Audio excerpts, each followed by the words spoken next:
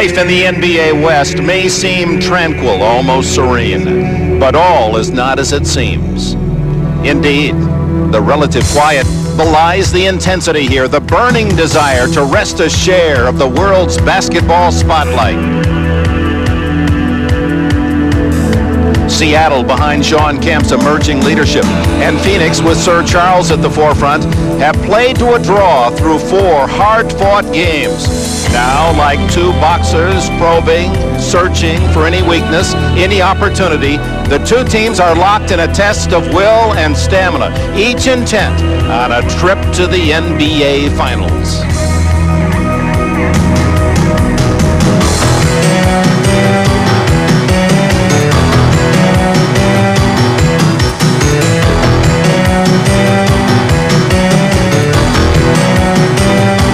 The sparring's over. Tonight, a primetime showdown. It's best 2 out of 3.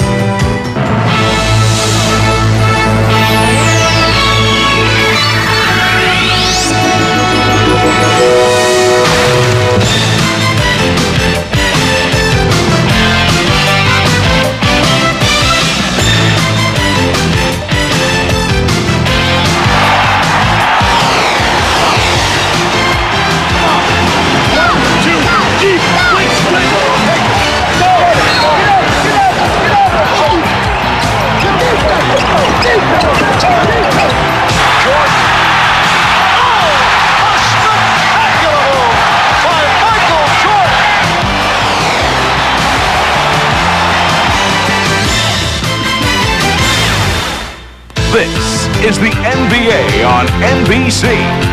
The 1993 NBA playoffs.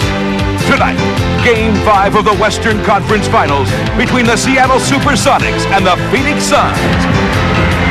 Supper time in the capital city of Arizona, shortly after 6 o'clock in the evening of a day in which the temperatures reached 100 degrees, matching the desert mercury, the red-hot enthusiasm of the Phoenix fans. The NBA Suns have been front page all year. Their new state-of-the-art America West Arena, the sea, 19,000 plus, to cheer for their heroes, burned in Game 4 Sunday in Seattle. As we go to Game 5, here's the report card. Game 1 won here by Phoenix, the winningest team in the NBA this year. Then the Sonics stole Game 2. Phoenix took Game 3 in Seattle, and then the Sonics very impressively in Game 4. Hello, everyone, and welcome to Phoenix, Arizona. I'm Dick Enberg, along with Magic Johnson, Steve Jones. They've been playing in the neighborhood, playing in the backyard, front yard. Now they're in the kitchen, and this is coming to a boil. You can't use the word focus, but what is the key word tonight? Well, the key word is aggressiveness. Whatever team is aggressive, both offensively and defensively, will win this game. And also, who takes it to the basket, create fouls, that's who's going to win this game. Well, Paul Westphal, the mild-mannered head coach of the Phoenix Suns, he was aggressive yesterday in practice. Well, he was very upset about Game 4 in the second half. He felt his team was not aggressive. He felt they were out-hustled, outplayed, and he went all that and told his players they got better come ready for the game today. In fact, some of his players admitted they quit in the second half in Seattle Sunday. Exactly. KJ and Danny Ainge felt that the team just quit, and he felt that they got to come out and assert themselves right in quarter number 1, because once they get off to a good start, that'll show the Seattle SuperSonics that they're ready to play. Okay, Coach Johnson. Now the Seattle SuperSonics, you said all along they've got to pound it inside and find a mismatch. Well, the mismatch was Derek McKee, and also their whole front line. As we can see, they went inside. They got 59 points from their trio of inside players, and they must do the same thing tonight. And they also offensively out-rebounded the Phoenix Suns by 8. That translates into 8 extra points. Well, the medical alert is always important at this stage of the playoffs, and with news there, let's go to Steve Jones. All right, Dick, whenever you're going to have a physical contest, the real key is health. And for the Phoenix Suns, their major concerns have been the stomach flu for Oliver Miller. He is fine. He will play this afternoon. And, of course, the injury that Kevin Johnson had in Game 3 that affected him in Game 4 is much improved. But for the Seattle SuperSonics, their health is good. What they're looking for is the emergence of a leader. And that guy tonight could be Sean Kemp to give them that low-post domination that Magic Johnson has been talking about. All right, there he is, the 23-year-old Sean Kemp on the right, leads his team in rebounds, second in scoring, and Sir Charles, the league's most valuable player. Phoenix will be calling upon him for all of his enormous talent tonight. The lineups are coming up. Bright sunshine outside the America West Arena. Inside, the lights are down as the introductions of the home favorites of Phoenix Suns being made, and here they are. The lineup first for the visitors from Seattle. Gary Payton, a Tiger on defense. The veteran Ricky Pierce leads the team in scoring in the playoffs. On the front line, the men to watch, the 6'10" Sean Kemp and Derek McKee. One of those two will have a man much shorter defending him. Sam Perkins, the former Laker, has brought stability to the Seattle team from midseason. George Karl, an outstanding job. His team fourth winningest in the NBA this year. Phoenix, of course, won more than anyone. And speaking of the Suns, they line up this way. Kevin Johnson, will it be the 20-point Johnson or the low-scoring Johnson we saw in Game 4? Dan Marley, he loves the arc. He loves to shoot from outside. Barkley, the league's MVP, what more can you say? He's been brilliant all season. Richard Dumas, he's the man at 6'7" that'll be guarding a taller man on the front line. Mark West, the big rebounder. We'll see Oliver Miller, the rookie, as well. And Paul Westphal, he, like George Karl in his first year. In fact, he's the winningest rookie coach in NBA history with his 62 victories in the regular season. And even the gorilla, the Phoenix mascot, is in the Barkley mood, the shaved head look. And we're ready for critical Game 5.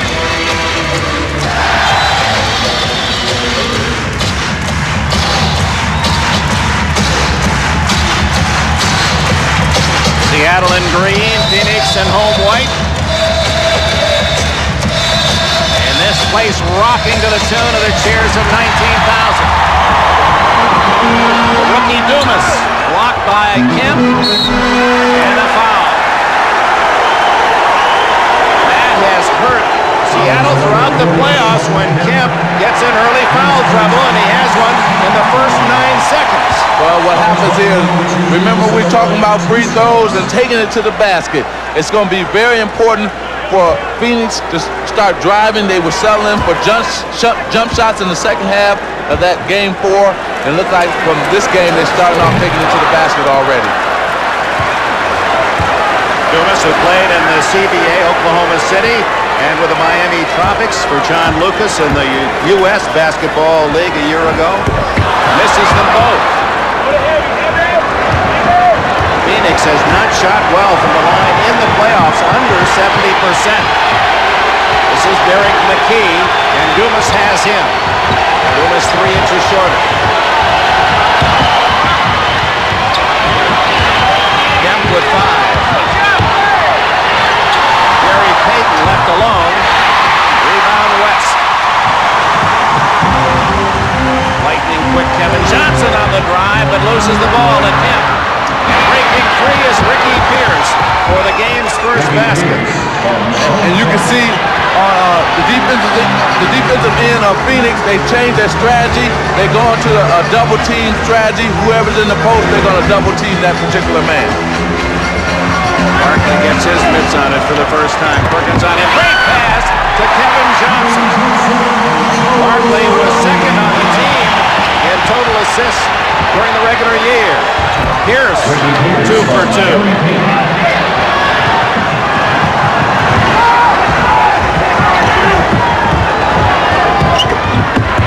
Dumas inside, and the foul is on whom?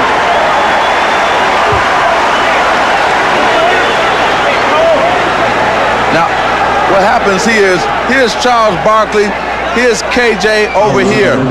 and he's going to cut to the basket, go back door on a beautiful pass from Charles Barkley. Good read, good catch and layup. Pretty good looking quarterback out there, Barkley, pointing for his receiver to get in the open. Well, they brought him out at the top of the key. Usually they've been playing him on the wing, and that time they opened up the offense and let people cut to the basket. And KJ was a recipient of a good pass from Charles Barkley. The officials discussed the foul and sorted it out. Derek McKee gets his first. Madden, Crawford, and Javi are the officials tonight. Game tied at 4 is Dumas, 2 for 4 from the line. And that may be a good sign for Richard Dumas to get himself involved offensively. Maybe that'll help him defensively. Ricky Pierce, and the veteran from Rice University, has hit 3 out of 3.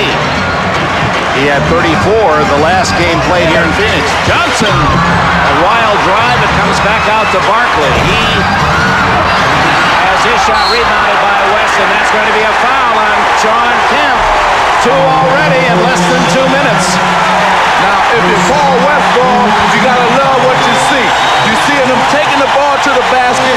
You're seeing the Phoenix Suns, when it missed, there was Mark West for the putback, and he got fouled. Now, if you're Seattle, George Karl, you got to be concerned. One of your top guns, and Sean Kemp has 2 fouls. He's probably wondering right now, what move can he make? And definitely he's got to come out, because you see that Phoenix is intent in taking the ball to the basket right here. And George Karl is not your orthodox coach, and it looks as if he's going to leave Kemp in. Oh, now he goes to his bench, and Michael Cage tripping off his warm-up. West 1 out of 2. It's 6-5 Seattle. 2 minutes gone.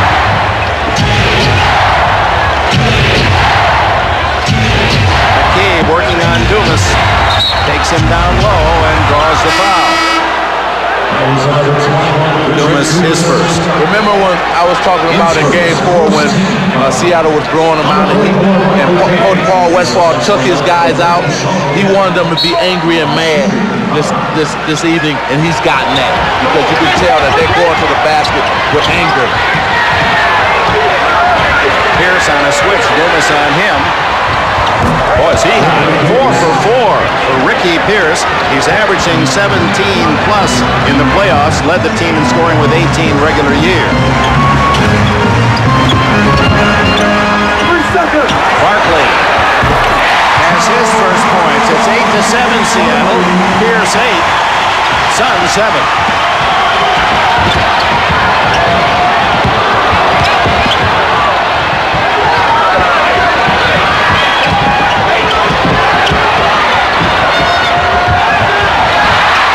Cage stolen by Kevin Johnson. Barkley.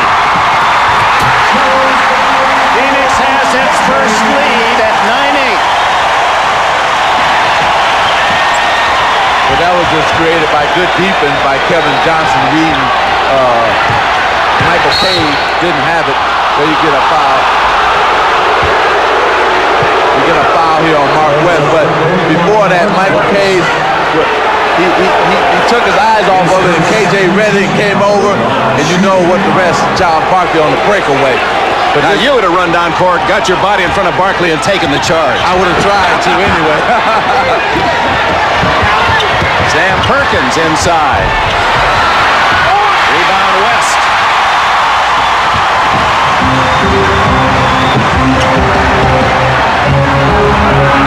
Marley for 3. Dan Marley, who led the league in three-point shots made and attempted. We'll see now with Seattle. Remember, they opened the game with an inside play. They haven't gone inside yet. Oh, great save by Perkins, and the left-hander way off the mark. Cage to Payton. First points for Payton. It's 12-10 Phoenix. And that's the first time they went in to try to attempt the layup, but we haven't seen that so far this evening. Stolen from Barkley, and Payton with an easy 2 to tie it at 12. Barkley wincing, looking for the foul. And that was Perkins getting his fingers in there and deflecting it out of bounds off Phoenix. Barkley's still on the referee. Go ahead and play because this is an important game. You don't want to irritate the referee. A double team as McKee goes in against Dumas. Good pass to Cage.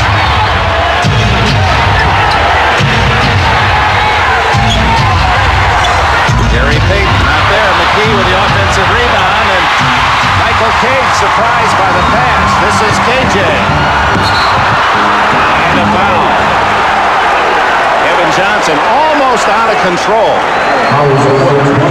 Payton gets the foul. Well, what happened was that he was getting ready to fall down, and Gary had reached in on him and caused the foul. But, you know, it's something that this game started off like game 4. Both teams are in an up-tempo game and really going down the court, taking quick shots. Barkley on the fadeaway for 2. He's got 6 points. Payton behind Perkins' screen, and he has 8. So Payton and Pierce, the backcourt for Seattle, accounting for all of their points.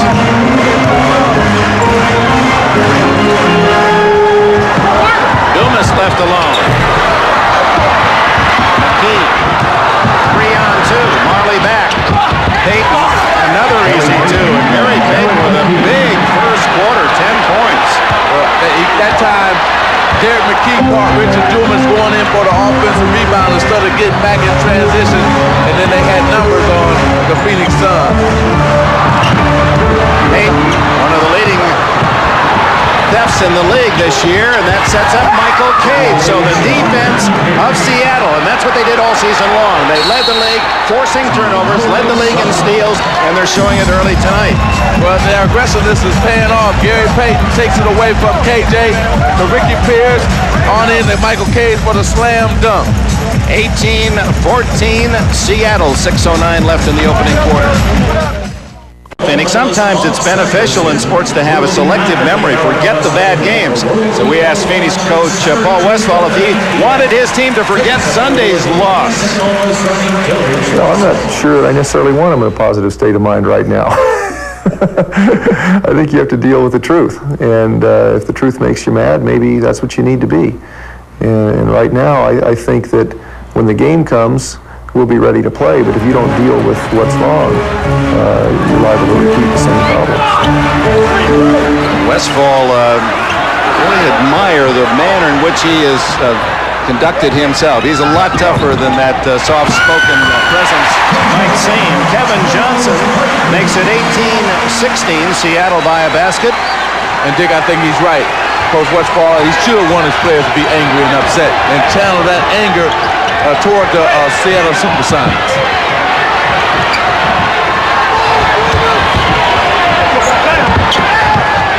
There's McKee underneath. 2 seconds for Payton.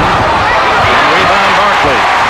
Second for Sir Charles. He likes to take it coast to coast and ties it at 18. Not only did he take it coast to coast, but he split 2 defenders with a beautiful crossover move with the left hand to lay it up. The big man is showing all his moves tonight so far. At 2:50, how he moves in the open court and dares you to get in his way. Payton, another miss. And a great play by McKee to steal the ball and set up Cage. Yes, good hustle play by Derek McKee, and then he still had the presence of mind to find the open Cage underneath. Barkley double team. It's Marley.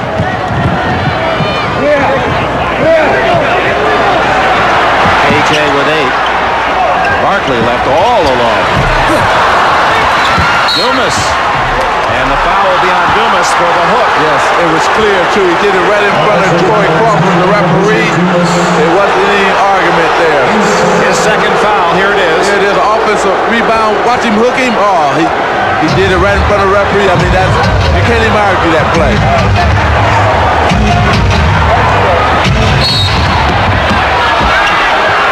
Drive by Payton and the foul, Kevin Johnson, number 1. See, what's going on is that the referees are setting the tone for the game. They're calling more touch fouls than they probably will the entire rest of the game. But they always set the tone in the first quarter.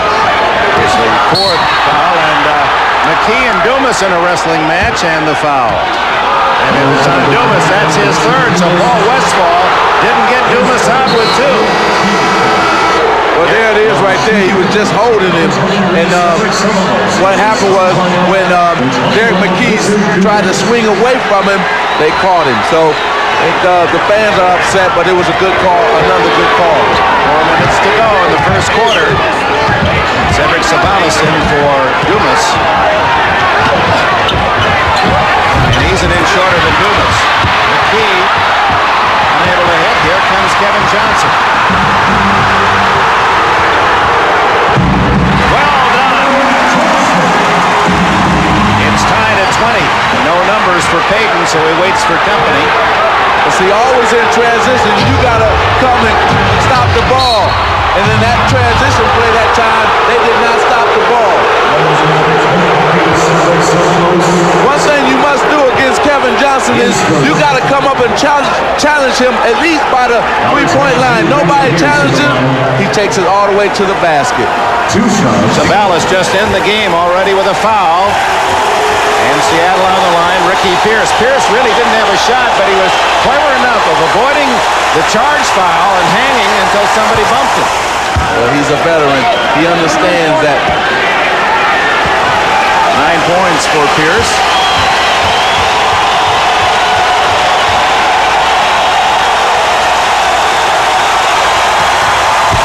Pierce, one of the better free throw shooters in the league, makes it 22-20, and now Seattle on defense, where they already have 3 steals and 5 forced turnovers, and that translates into easy baskets.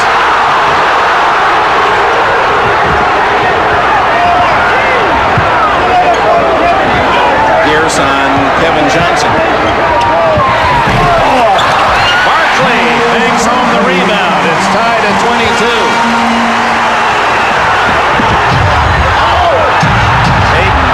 Getting that ball in bounds.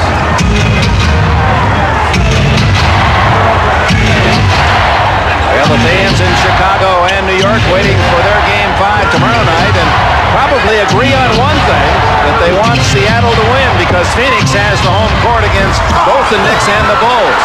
Rebound, both McKee and Cage had their hands on it. McKee is credited with his first points. So the reason for that was Charles Barkley has switched on Pierce. Nobody was on the three-point basket that time by Dan Harley. Harley now has a pair of trays. 25-24 Phoenix. Harley a tough defender on Pierce. Oh, good move by Pierce, and he draws the foul. It was an excellent move. He faked like he was going with a pick and roll, and then he went baseline and got fouled. And we have a timeout. Hey, the defense after the Seattle SuperSonics shoot free throws on KJ, it'd be this right here. 2 men will always shadow him until he gives up the ball. No matter where he is, those 2 men continue to pound him until he gives it up. Then Derek McKee will go find his man.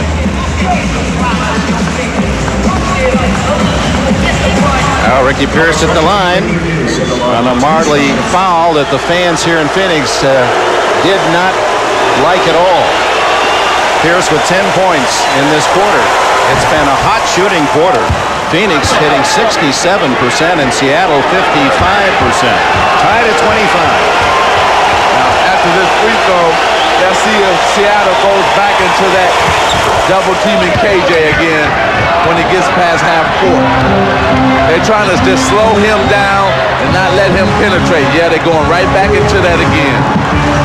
There it is again, and Derek McKee will then go back to his man. Marley 2 for 2 from outside the line. Barkley says, get away from me. I'm going to take this one myself. Rebound McKee. So far, the starting front court for Phoenix has scored 13, and for Seattle, only 2. Payton short. Kevin Johnson on the run. Sabalas to Marley. Beautiful pass. Phoenix reclaims the lead. Ricky Pierce, short. Marley rebound. Sabalas and Barkley and Johnson 3-on-2. Sabalas knocked away by McKee. saved a sure basket.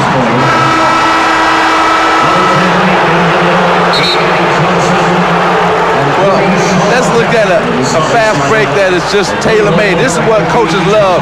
When you get 3 or 4 men out, beautiful bounce pass to Marley from Sabalas, and they ran the fast break to perfection that time. George Karl sends in 3 freshmen, Eddie Johnson, Nate McMillan, and Sean Kemp returns for Seattle.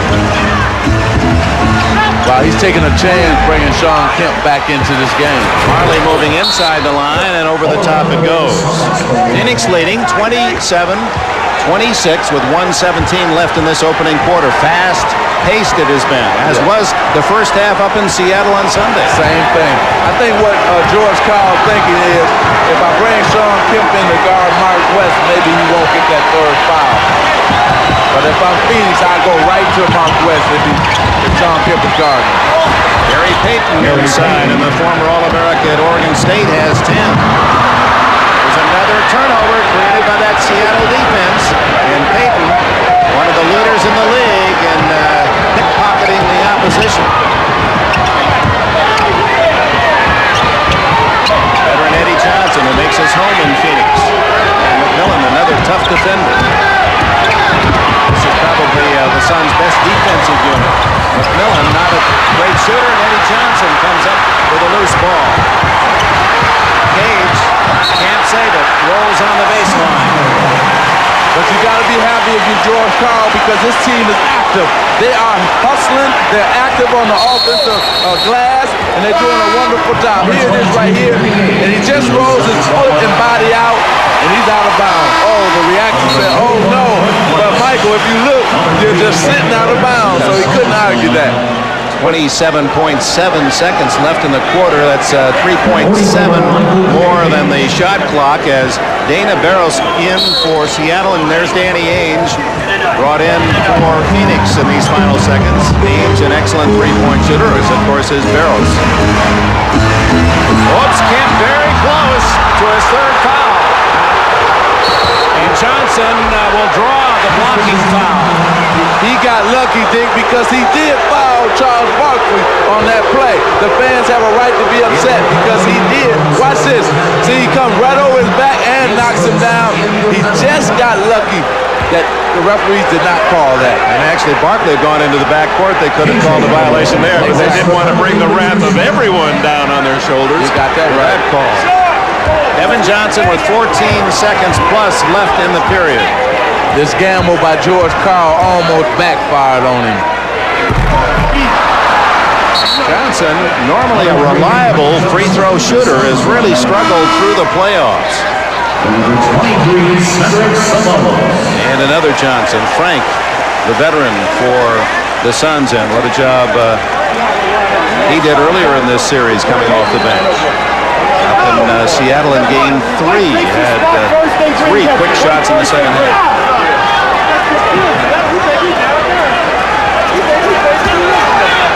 Back to Kevin, needs this one to tie it. Johnson with 8 in the quarter.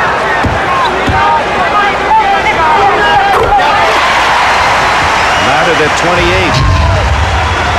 Seattle apparently with the final shot of the quarter. They run a double team at McMillan. Barros with plenty of time for a three-point attempt, way off the mark. Barkley was online with a two-handed overhead shot. End of the quarter. Veteran Ricky Pierce got Seattle off to a fast start. 12 points in the period. It's tied after the first 12 minutes at 28.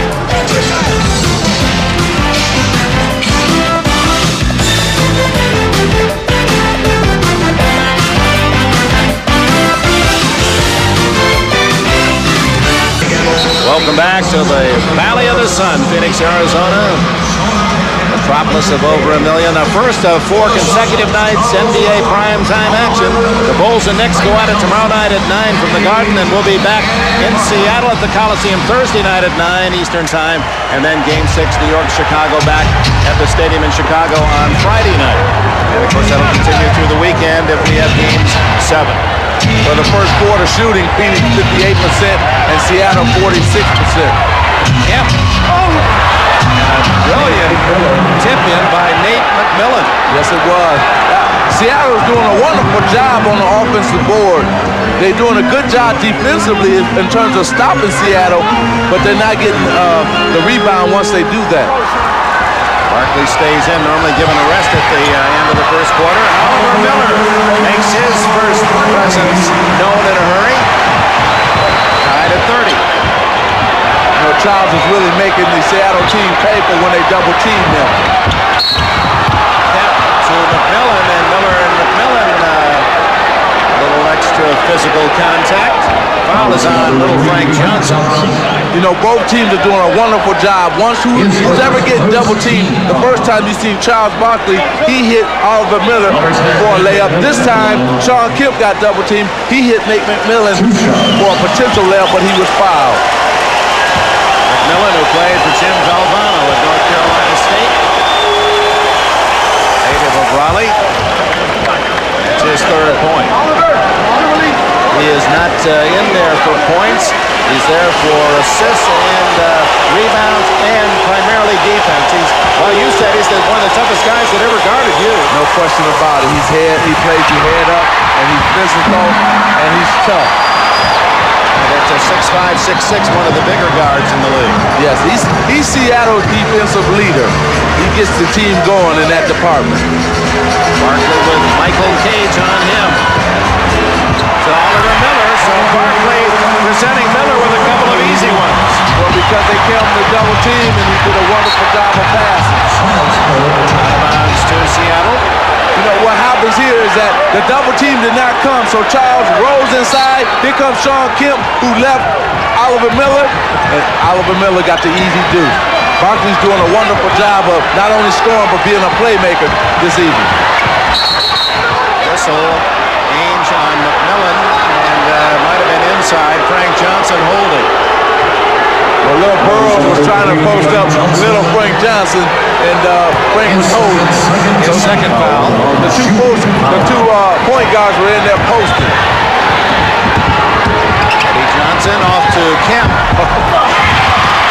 it back out to McMillan, and down goes Kemp. And the turnover. Miller to Barkley. Watch out! Marley. Boy, Sir Charles just clearing a path.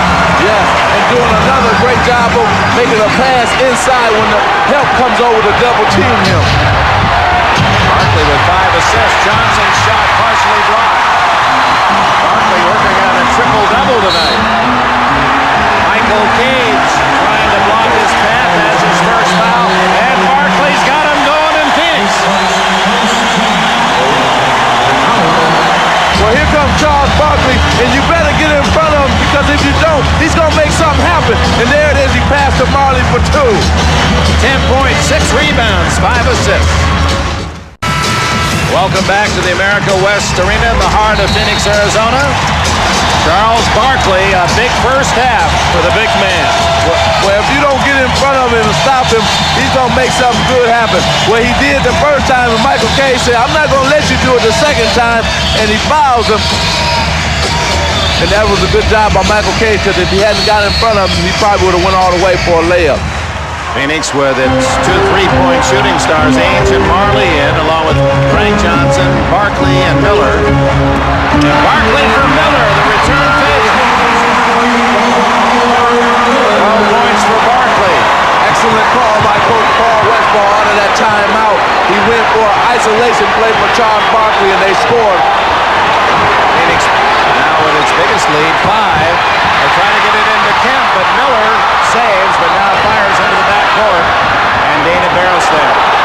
Got 2 Phoenix players trapped in the backcourt, so Eddie Johnson takes it in and has his first points. 36-33. Even though they scored out of that play, like I said, Coach Westball's got to be happy, because he felt his team was out-hustled and outplayed in the second half. They're not being out-hustled and outplayed in the first half of this game, so he's got his message across. Illegal defense, a warning. Dana Barros. And part of the game in the NBA is you have to disguise. Everyone has zone defenses, illegal defenses, but you got to be able to disguise them. Yes, and you see Coach George Carl shaking his head. He wasn't very happy with the call. Miller pounding his way in against Kemp. And Barkley waiting for that to clear. Marley for three. Wow! Marley's hit 3 for 3. Three-point range. He's been set up nicely. That time he was set up by an excellent pass by Oliver Miller. The ball went inside. They kicked it out for the open tray.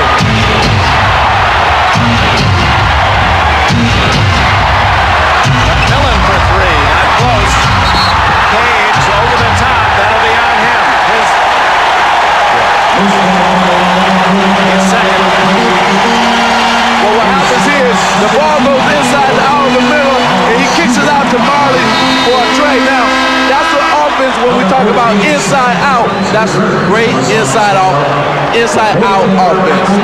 Dan Marley from Traverse City, Michigan. He said had the big cherry festival up there. He said, I almost won the cherry pit spinning contest, he said, but I only could get it to 21. Well, he's very good at this game outside 23-9. He's learned to go long range since he was a kid. No question. Got a turnover that time by Charles Barkley. And the thing that's keeping Seattle in this game is turnover and offensive rebound so far. That's their 7th turnover. Sam Perkins back in for Seattle. He's suddenly become their top three-point shooter. Barkley on him. They double team Perkins, and Ames really rough going after Kemp.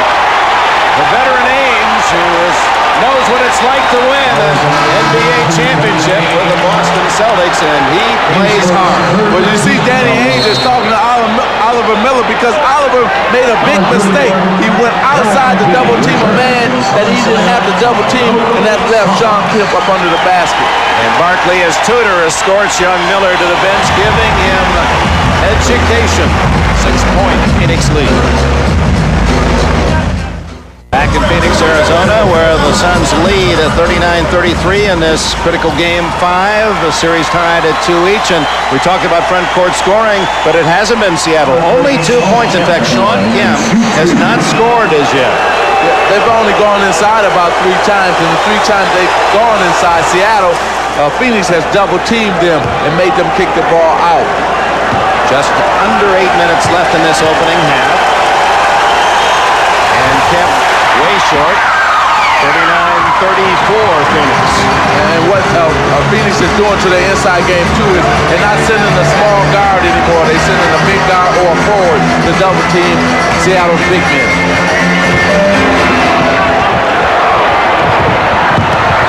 Barkley wrestling inside and drawing the foul. It was a good play that time by the Phoenix Suns. They ran a 2-man game with Danny Ainge and Barkley. He's got Eddie Johnson. You know he's going to take him inside and go up for 2 and got hammered.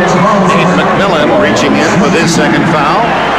You know, you got to love what Charles Barkley is doing in this game. He knows he's going to get double teamed. He's accepting the double team and making passes. And then this time he said, well, you know what? I got triple teamed that time, but I'm going up for it anyway, and he created the foul. Game 4 was his top scoring game, 27 points. He's under his season average.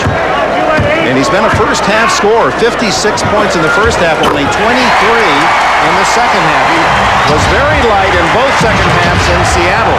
Well, he was upset in game 4 because he felt that his teammates were not getting him the ball enough, and he let them know that. And you can rest assured that this game they will be getting him the ball in the second half. Eddie Johnson gets the roll and has 4.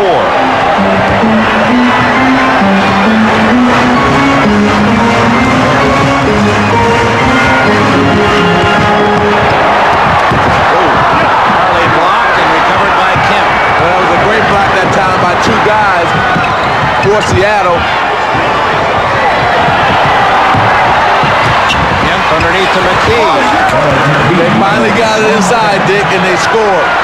That time, they were looking for the inside of Derek McKee, found them. Good pass by Sean Kemp. 3-point game with 6:45 left in the first half. Miller to Barkley and the foul. What they like about Oliver Miller is this big young man knows the game well and passes extraordinarily well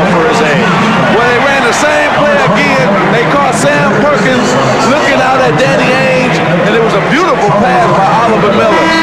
What happened is they ran a screen down, Charles Barkley on Danny Ainge, and both men went out to Danny Ainge, and Oliver Miller threaded the needle to Charles Barkley. Beautiful pass. Barkley leads all scorers, searching for his 17th point of this first half. He's doing it all. Charles Barkley is doing it all, both scoring and being an assist man as well.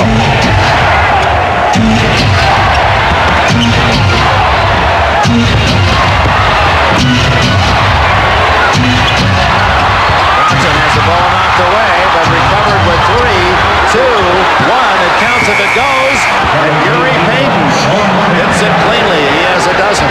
How many times have we saw that this evening where Phoenix have played good team defense, but they got nothing out of it? Seattle has still scored on them, whether it's an offensive rebound, a loose ball, or something. Perkins out on Barkley. Barkley pointing, and there's no one really there at the direction he's pointing. That's all for Perkins to think about. Deflected to Oliver Miller. He beats the buzzer, but wide on the shot. Yeah! Oh, my! He jumped right over Dan Marley and said, "Don't get in my way. I'm going to slam it anyway," but he jumped right over him. You need a cape on your back to make a play like that. Inside in a scramble. Out to Marley. Good team defense that time by Seattle. Barkley using that body so well. He has 19 points. Phoenix by 4. You know, you see an excellent basketball on both sides.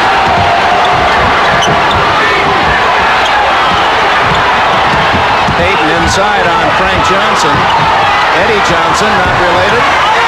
Rebound Miller.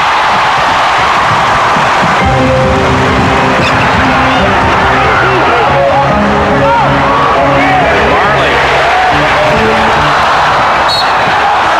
It's here to go off Eddie Johnson. And Danny Ainge argues that point. But he's not going to win. No, he's not going to win. Here's a three-point by Dan Marley. And Eddie Johnson right there knocks it clearly out of bounds. But he said, look at Danny Ainge. Said, "Oh no." Charles Barkley said, "Oh no, it's our ball." Prosecuting attorney there. Yes. Well, in this important game, everybody better be an attorney. 46-42. Phoenix leads. 4.5 minutes remaining in this half. Kemp with that power move and a hold on Miller. His first. That time he faked like he was going to the middle and went baseline, and he caught Oliver Miller by surprise, and that's why he got the foul.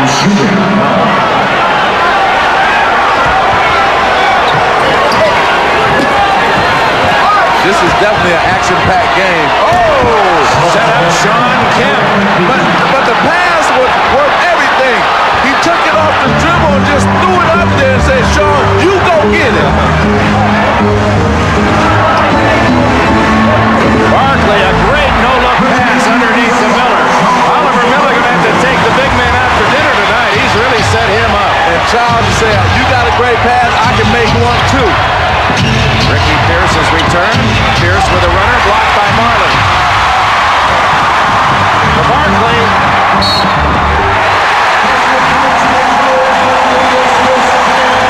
Superstars come to play in big games, and here's this superstar, Charles Barkley, has come to play tonight.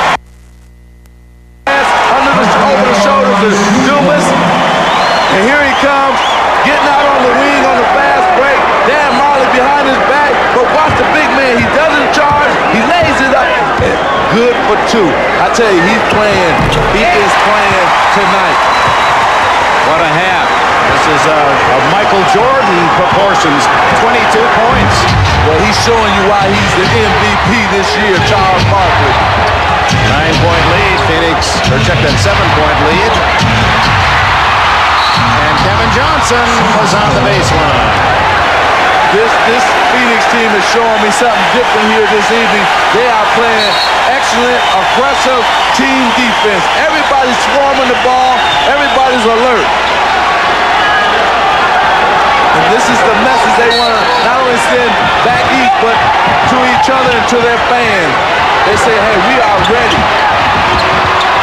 Sean Kemp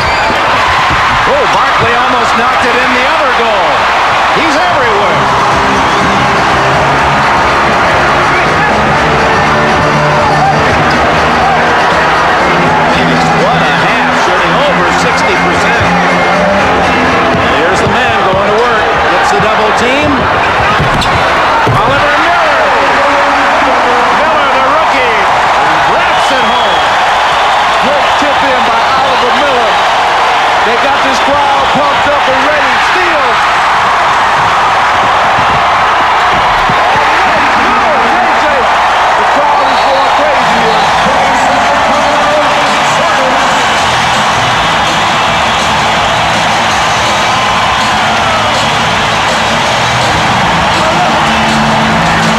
Well, here, Paul Westphal talking about being out-hustled where he's not. His team is not being out-hustled tonight. There is big Oliver Miller tipping it in for two. And then here comes KJ taking it all the way. Remember, I told you, you must stop the ball. Seattle did not stop the ball. 2 points for KJ. Try to get excited, will you? To New York, and coming up on the Prudential Halftime Report, we'll hear from both the Knicks and the Bulls on Game 5 of the Eastern Conference Finals, set for tomorrow night at Madison Square Garden. Lenny Wilkins is the new head coach of the Atlanta Hawks, and we'll get Peter Vessey's reaction to that. And we'll also bring you highlights of today's action at the French Open.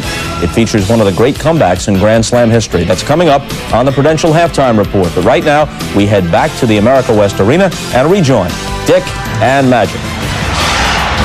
All right, Bob and Roy, up at Roland Garros today. How about Mary Jo Fernandez over 3 hours in a match to knock out Gabriela Sabatini? I'm sure that'll be part of the highlights. And here it's been a highlight show by the Phoenix Suns, shooting over 60% and building an 11-point lead on a 9-0 run with 2:40 to go in the first half. Well, I'm not as impressed with their offense as I am with their defense. They're playing super defense. Oh, Charles Kemp with the slam dunk. He has 7. That ends the 9 straight points scored by Phoenix. You know, I think the fans and people have been waiting for Phoenix to play this type of aggressive defense again. And they're getting it this evening. Perkins ahead to Pierce. Marley back. Gary Payton. We talk a lot about Barkley on the offensive end. How would you score him as a defensive player? He's one of the better team defensive players. Individually, he's like all the rest of it. He can't play that well, but he's one of the best healthy team defensive players in basketball. Barkley over Perkins. Rebound Kemp. Oh, Barkley steals it. And Kemp has to foul it. And Barkley saying, that's 3 on you, big boy. That's right. Well, Sean's been upset at some of the comments that Barkley has made. We're going to look at the steal here. Charles reads it. What I say, we were just talking about him being a team defensive player, and he comes up with a big team defensive steal there. Good move by Charles Barkley. Now you got 3 on Kemp. It puts George Karl in a tough situation. But I tell you, Charles has come to play this evening, and he's come to lead his team. You know, he's putting them on his shoulder saying, I'm going to lead you. Everybody follow me.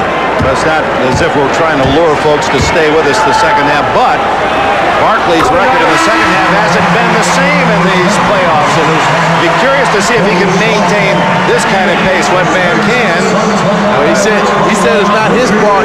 He felt that it was his teammates' fault for not getting him the ball enough in the second half. So I think you won't see that happening because this game is too important. You used to have a license for those triple doubles when you were with the Lakers, and Barkley working on a rare one in the playoffs tonight. 24 points for Barkley. 9-point lead Phoenix. Minute and a half to go. That was a big play, Dick, because it stopped a run that sort of Seattle had going there. They had just scored 2 times down the court, and they had a chance to go after 3. McKee on the lob over Barkley. Derek McKee with 6. Well, Phoenix have changed their defensive strategy in terms of the post. Now they're fronting everybody, and that time they didn't have backside help. And that's why they scored the 2 easily. Pierce with the interception of Miller's pass. He takes it all away. Ricky Pierce cuts the Phoenix lead to 5. 1 minute to go. First half. 14 for Pierce. Well, Seattle's one of them teams that they never quit. Kevin Johnson drawing the foul. Well, what happened is that he was fronted by Charles Barkley, but nobody was on the backside, or Oliver Miller got there too late and slam dunked by McKee. And here's a steal by Ricky Pierce. He reads it, comes down one-on-one, cuts to the middle, and just beats Dan Marley for 2. Perkins committed the foul on Kevin Johnson, so Perkins with 2. KJ with 10 points. Now, as well as Phoenix have played offensively and defensively, they're still only up 7 points right now, so we still got a ball game here.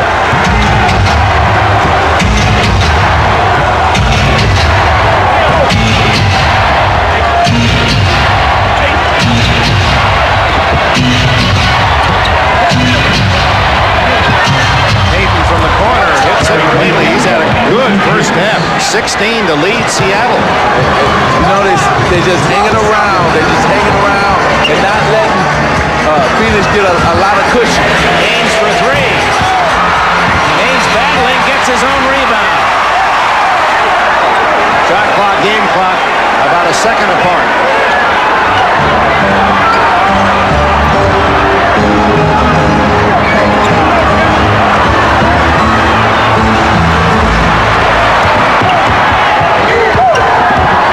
Johnson inside to Miller. And the end of the first half at the America West Arena. Charles Barkley, big time numbers in Game 5. And the Phoenix Suns lead the Seattle SuperSonics 59-54. Halftime coming up. And it is halftime of Game 5 in Phoenix, with the Suns leading the Sonics 59-54. Barkley, 24 points, 8 boards, and 6 assists. A lot of ground to cover. We'll get right to it. The Atlanta Hawks have a new coach. It's Lenny Wilkens, the second winningest coach in NBA history. Wilkens resigned from the Cleveland Cavaliers just 8 days ago. I can promise you a couple of things. One is that we will be a team that will hustle at all times. We'll be a team that will be exciting, and we're going to win some games while we're doing it. Well, everybody had him tabbed as the new coach of the Clippers. What happened? I think it caught the Clipper management totally by surprise. I mean, this man had committed to Elgin Baylor, the general manager, Thursday or Friday. We reported here on Saturday that he was talking contract with the Hawks. What his agent is telling the Clippers is that he saw on NBC that Magic was so interested in this job that he thought that he was going to be bypassed, that they were just stringing him along. I don't believe that. I think Lenny Wilkens was stringing the Clippers along and got turned off when he met with the owner, Donald Sterling. All right, let's turn to Magic Johnson, who, of course, is working the game in Phoenix. Magic, have you or your agent, Lon Rosen, had conversations with Donald Sterling, and has that increased your interest in the possibility of coaching the Clippers? No, my agent, Lon Rosen, spoke to Donald Sterling this afternoon, and he told him that he did not want to part with any ownership, give me any ownership of the team. So that's a dead subject now. Out of the question, no chance. No, I only want, if I was going to coach any team, it had to be ownership included.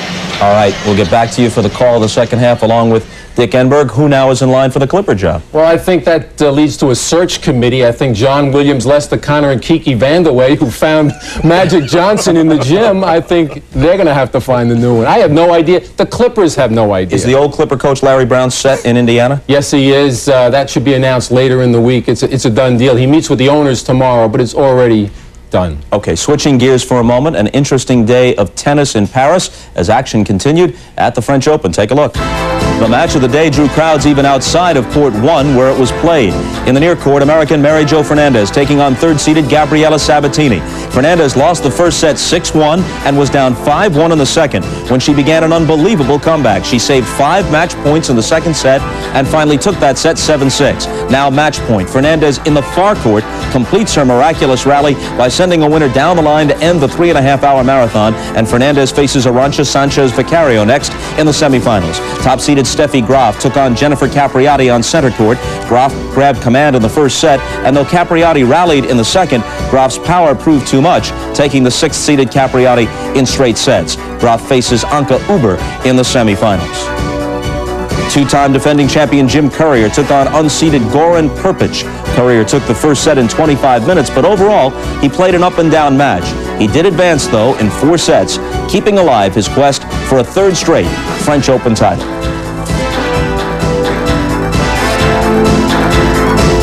Jim Courier isn't the only guy looking to three-peat. When we return, we'll hear from the Chicago Bulls as they prepare for tomorrow night's Game 5 against the Knicks. That's after a message from Prudential and a word from the NBA. We'll be right back.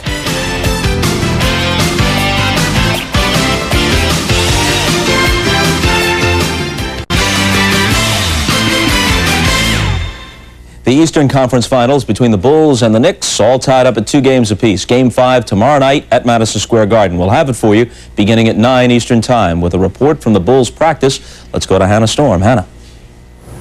Michael Jordan came and left through the back door of the Bulls practice facility today, continuing his silent treatment of the media. His teammate Horace Grant, who virtually guaranteed a win in New York, didn't speak to the media either. But Michael made quite an eloquent statement with his 54-point performance in Game 4, an effort that his teammates hope Michael doesn't have to repeat at Madison Square Garden.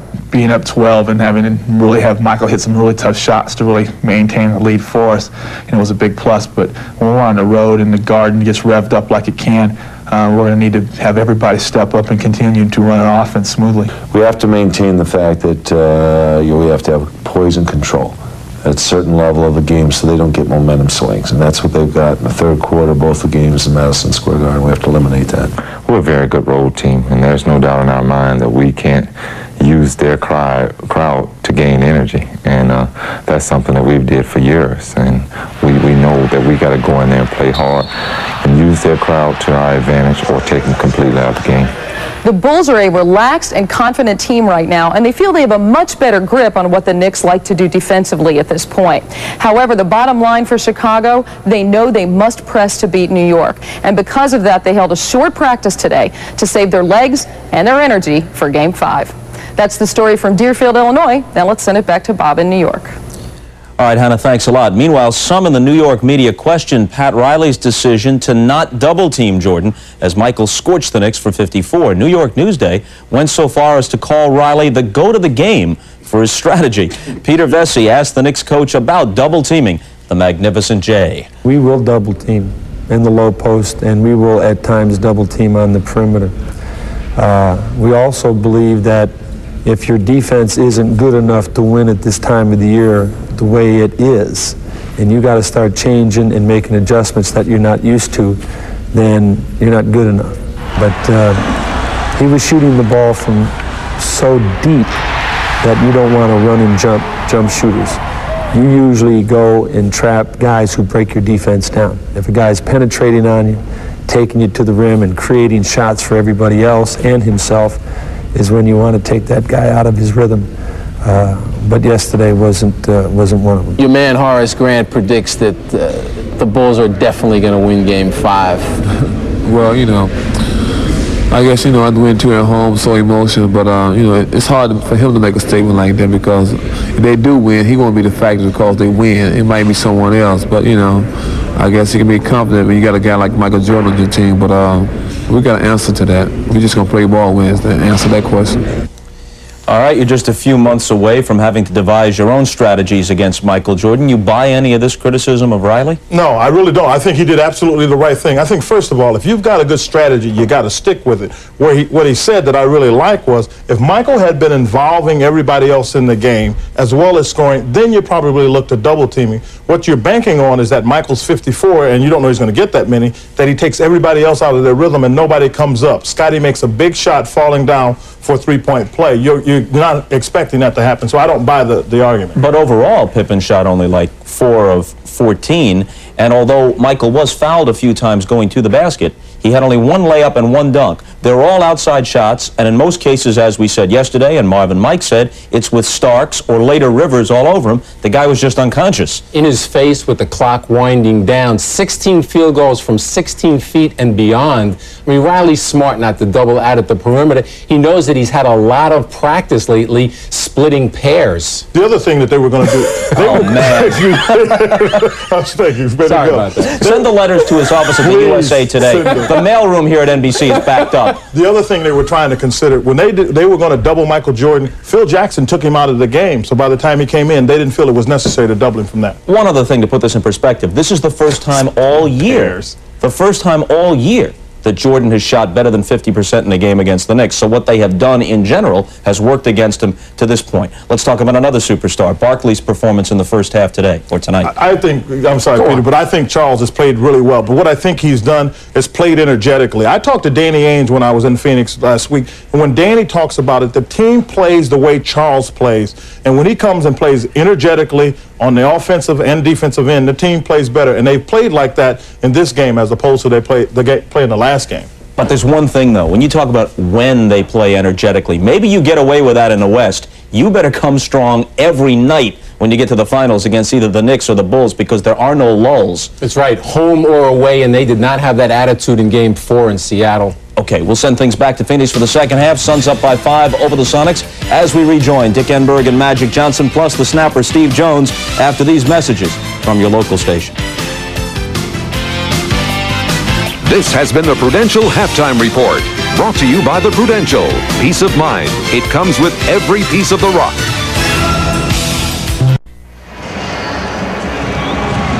And we welcome you back to Phoenix. Second half about to start.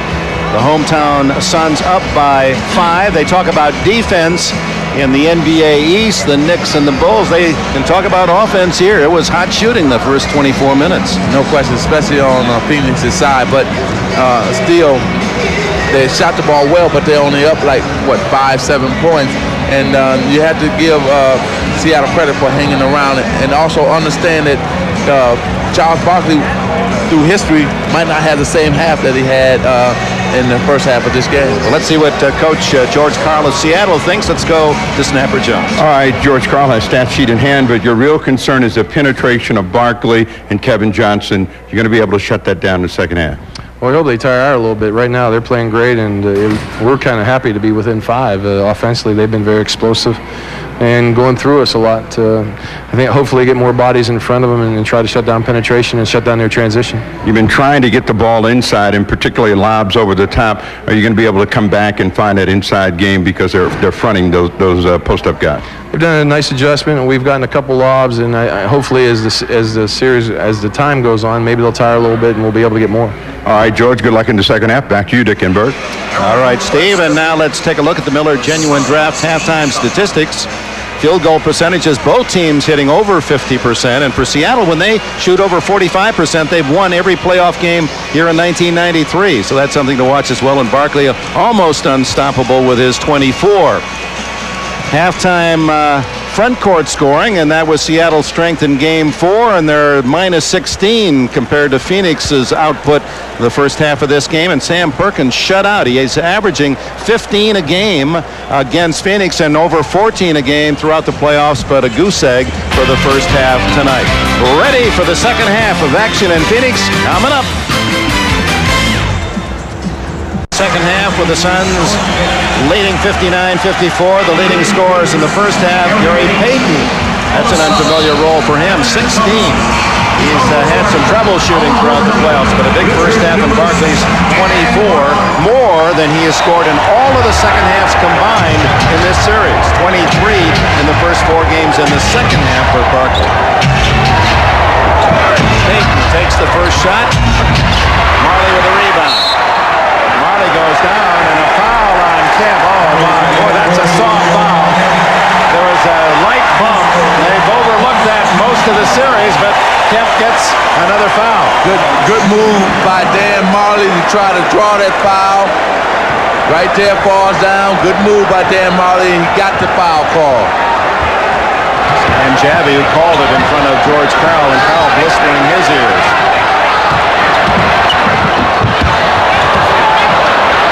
Starting the second half, Barkley, he's cooling off all right.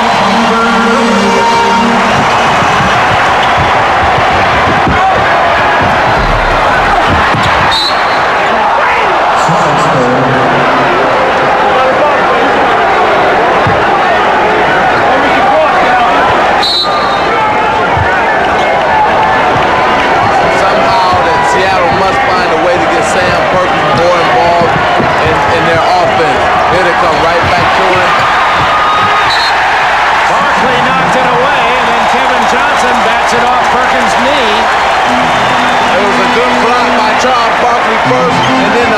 play by Kevin Johnson and knock it off Sam Perkins' leg.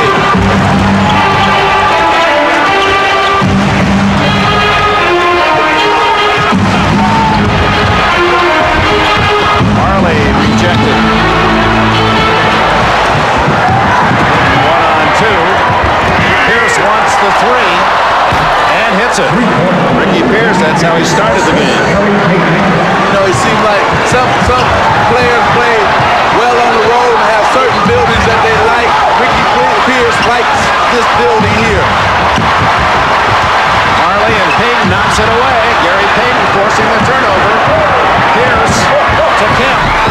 61-59, and Seattle using its defense to catapult back. You know, just when you think that Phoenix is going to just take this game and take it over, take charge of it, here comes Seattle right back with their defense and just scores off that defense. 10 turnovers forced by the Seattle defense. Dumas can't hit. Kemp to Payton. Kemp to Sam Perkins' first points, tie it up at 61, and Paul Westphal calls timeout. Well, here's Seattle at their best. When they can create turnovers or long shots, they get out on the break well. This time right here, Ricky Pierce kicks it over to Sean Kemp. He scores. Then they come right back with a good decision by Sean Kemp. He knows he's got 4 fouls, and he didn't foul that time. Kicked it to Sam Perkins for 2. Game 5 tied, 9:47 left in the third.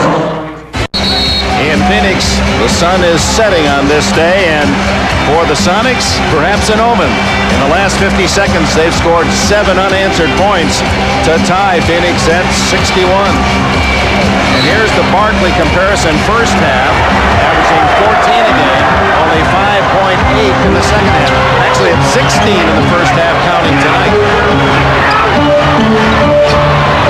Barkley with 2 in the second half and draws the foul. He put up 2 fingers. He wanted the official to know he was going to shoot that. Yeah, well, it was a good pump fake, but he was still on the ground. This was a good call. He was still on the ground when he was trying to draw, I guess, the two foul shot. So it was a good call by the referee. Derek McKee's 3rd foul for Seattle.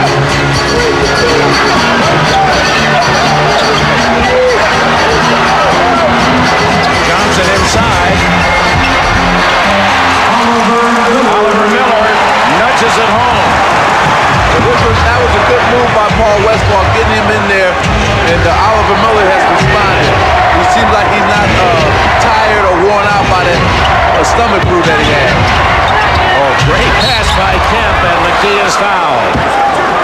Well, Kemp is doing an excellent job of reading where the defense, in terms of the double team, is coming from, and he found Derek McKee. Now watch Sean Kemp. He realizes that Derek McKee's man leaves him and comes to double team him, and he kicks it to Derek, and he got fouled. Richard Dumas, who had 3 quick fouls to start the game, has his 4th within 3 minutes of the start of the second half.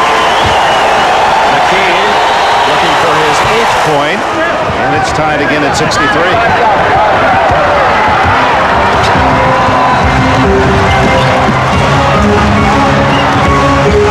Better point guards in the league, Kevin Johnson, caught by one of the better defending men in Gary Payton. Dumas misses the slam. Out it comes to Pierce. And he tried to dunk it out too far on the court. He should have got one more dribble closer. McKee to Kemp. 65-63 Seattle. Seattle's just, they hung around in the first half, and they're making them pay because they did hang around, and now they're taking the lead. That's what happened in Game 2 when Seattle somehow won a game that everyone figured was Phoenix's in the bag. Marley. Dan Marley with 15 points to complement Barkley's offensive output. Tied again.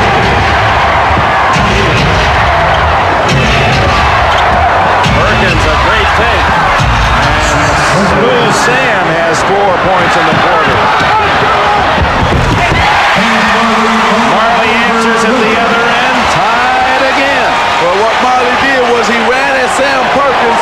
Sam went by him, but Marley said, well, he'll probably make it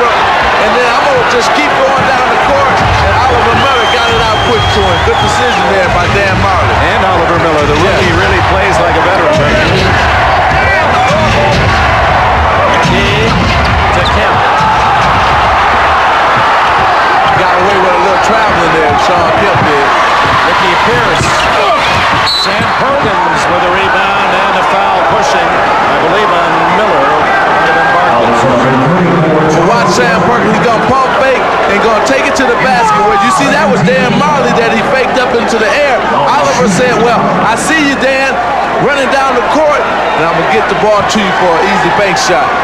Barkley's first foul, and it is amazing the way Barkley plays so physically that he rarely picks up fouls. I mean, he doesn't get in foul trouble very often. He's smart enough to know to stay out of foul trouble, because if he's in trouble, Phoenix will struggle because they need him out on the court to not only make, like I said, shots for himself, but create shots for the other players on his team. Yep, dribbles away from the double team and then takes it right back. Pierce with 4 seconds on the shot clock. And a new 24 for Seattle. And it's Ricky Pierce from long range. Downtown. He loves this building. He loves this building. I'm sorry, Dick, to talk over. He loves this building. He loves shooting and playing here. Dumas. A little short. Perkins with the rebound. The pace is to Seattle style. Kemp gives them a 5-point lead. Time out. Called by Paul Westphal.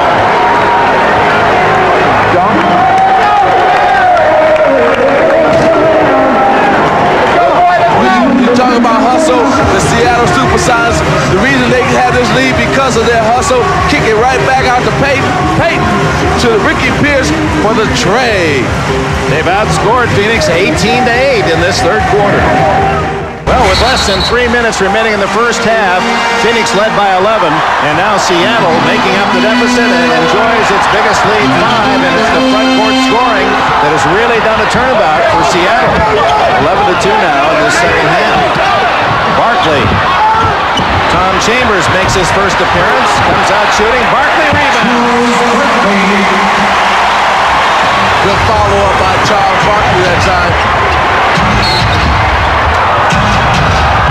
Foul underneath. Let's go over to Steve Jones. He's been listening in on the Phoenix huddle.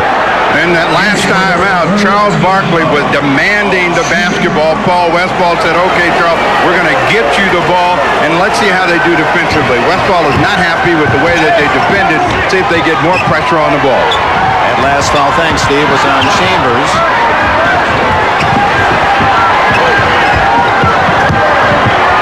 McKee swinging in with a hook. Rebound Marley.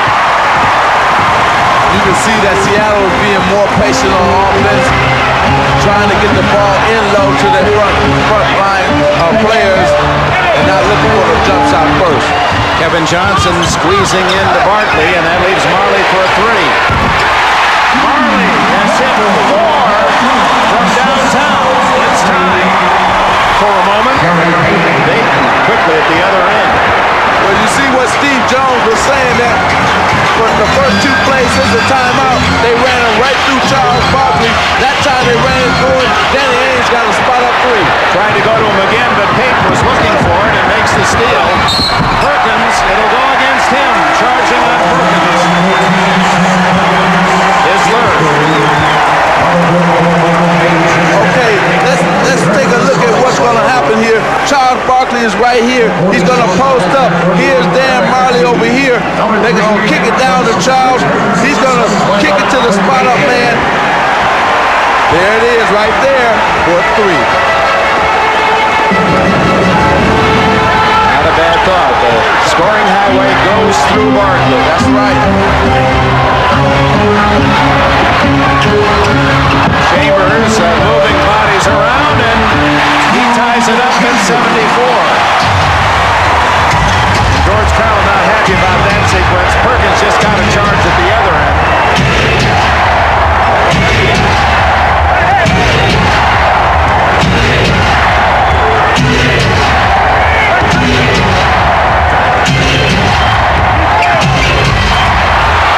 Perkins blocked by Mark West, recovered by Chambers. This is Frank Johnson. Barkley's played the whole game. Perkins fronting Barkley, and another turnover. That's 12 forced by Seattle.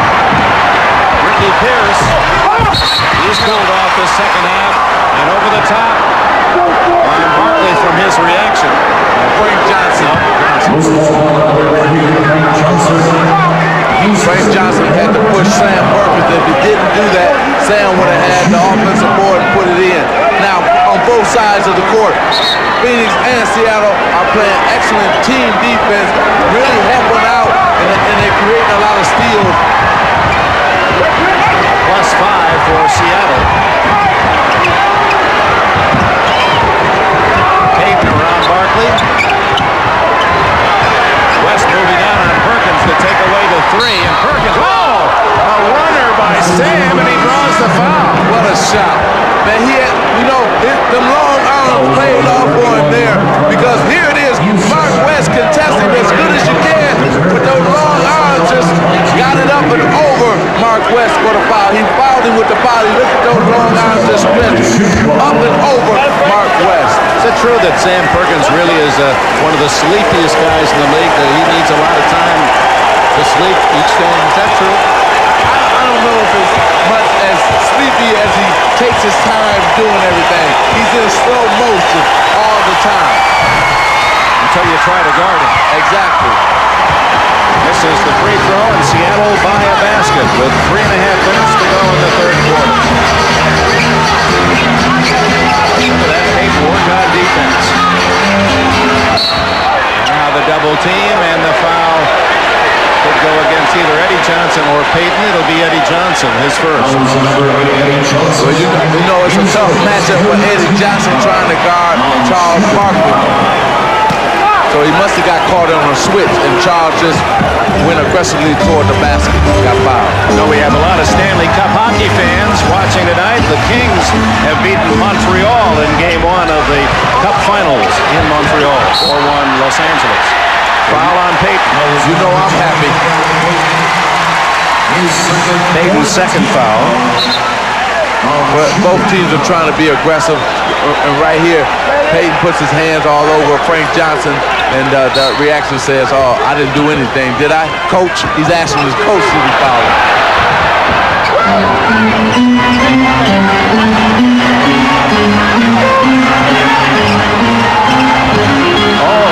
Michael Cage forcing the play into the backcourt now. They'll have to hurry. 12 seconds on the shot clock.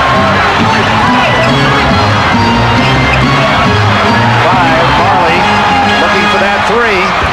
Oh, my! Marley devastating from outside. He's got 23. Well, what happens with the reason he hit that 3 is because it's been going good for him all evening from the three-point line. Eddie Johnson a 3, and Seattle back on top, 79-77. You know that Eddie Johnson was happy that he hit that one. Maybe that'll give him the confidence. Maybe that'll go over for him in the fourth quarter, because they're going to need his scoring if they're going to win this game. And he's going to need some scoring and some wins to put up with Phoenix the rest of this year, because he lives in the offseason right here in this city. That's right. Frank Johnson to tie it. Well, he's delivered some big points in this playoff series, Frank Johnson. His first tonight ties it at 79. Less than 2 minutes to go in the third quarter. Boy, it's been a terrifically well-paced game. If you like offense, this is the style of the West. Underneath the Payton.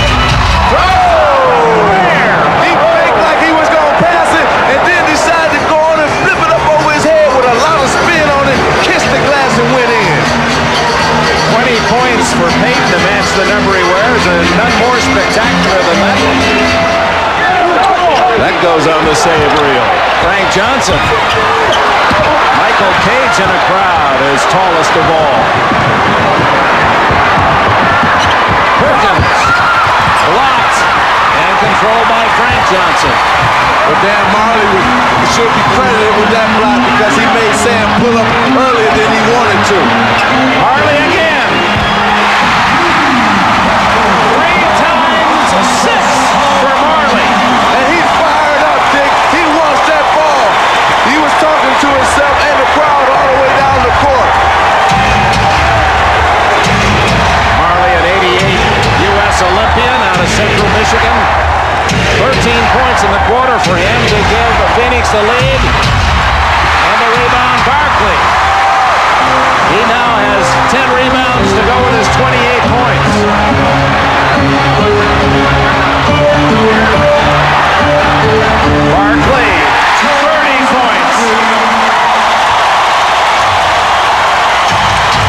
clock is off. Seattle, a big quarter, rallying from a 5-point halftime deficit to take a 5-point lead, only to see Marley's long-range shooting combined with Barkley to give Phoenix the lead as Perkins, with 2 seconds, too long. Marley, that'll probably go in too, the way he's shooting. End of the quarter, and they love it here. The America West Arena, Phoenix 84, Seattle 81. We'll be back after these messages and a word from your local station.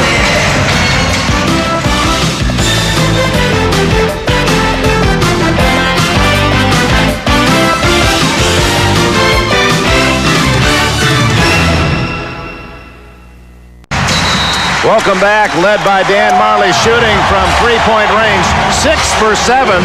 His 6 makes tonight, ties a Phoenix record held, interestingly, by Eddie Johnson, now playing with Seattle. Johnson did it twice in the playoffs. And Marley's got a whole quarter to go, and apparently the temperament to want to try more. You got to love that reaction. But that was a big three-point shot because of the fact Gary Payton had just came down and made a spectacular reverse layup and kind of gave jump ball there, kind of gave Seattle some momentum, and then Marley puts the dagger right in the heart and comes right back on the next possession with a big three-point shot. On Kemp and Frank Johnson to jump it here, so that advantage obviously to Seattle. 84-81, 12 minutes to go. They should, what they try to do is get 2 guys, Seattle will, and try to tip to that area where the 2 guys are.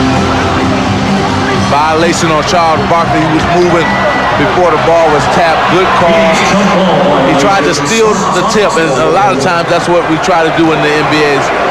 You know that those 2 guys, they're going to try to tip it. Seattle's going to try to tip it to him, then you try to steal it. Barkley, I believe, has played the entire game. Barkley has not been rested. This is game 5. He cannot come out. They're going to try to win this game, and he knows he needs to be out on the court. Rebounded by Chambers. This is what you play all season for right here. He can rest all summer. Barkley scores, and he is fouled. But what made it so unbelievable was the fact that he took up 2 guys with him and still scored it with 2 guys hanging on his arm. Michael Cage gets the foul, his 3rd. You talking about strong and strength? This guy, look at this shot here. He's going to take 2 guys up. He got hammered and still scored. Looking for his 33rd point. His playoff career high is 39. And the Phoenix lead is 6 early in the 4th.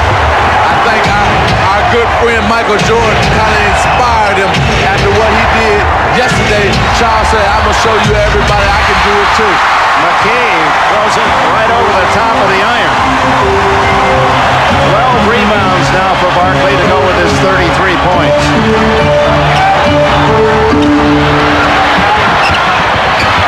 Chambers stripped of the ball underneath. Wanted the foul. Now they've done this. Phoenix has got this lead because they've been playing with 3 guys from the bench. Marquez Chambers and Frank Johnson. Wow, Marley way outside.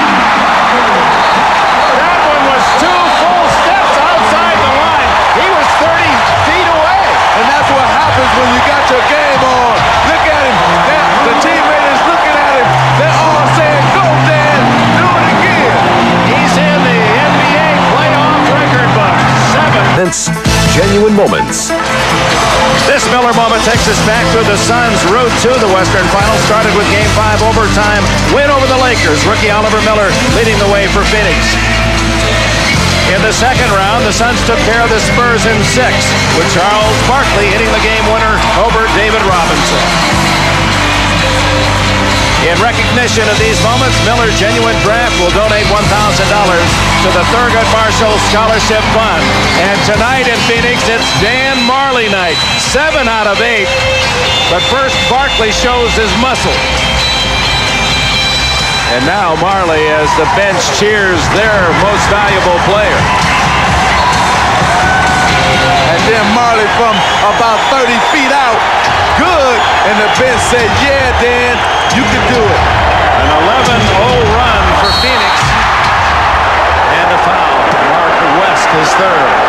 You know, talking with Coach Paul Westball, he wanted his veterans to lead this team tonight, and he's gotten leadership from both Barkley and Marley. Barkley with 33 points so far, Dan Marley with 29. Michael Cage, his 5th point. He hasn't scored since the first quarter. Played his ball at San Diego State.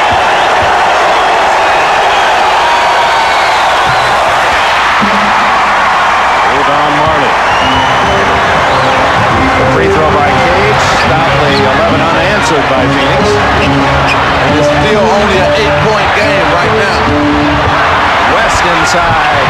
Doesn't get the bounce, and Barkley forcing the ball. It appeared for a moment off. Campy tried to influence that call. Okay, Seattle now try to just go ahead and slow the game down and get a hoop here. Maybe go inside. Try to get a hoop from Sean Kemp. Way short is Eddie Johnson. Oh my, Eddie and Frank Johnson collide. Unfortunately, no serious injury. I didn't like that offensive possession by Seattle. You know, when you sense that the game is slipping away, you got to go inside. Let them get double team and maybe kick it out to Eddie Johnson. That wasn't the right shot that time by Eddie Johnson. Frank Johnson took him out, and Kevin Johnson replaces him. Well, you know, they built this lead with Frank Johnson being in this game, as well as Tom Chambers.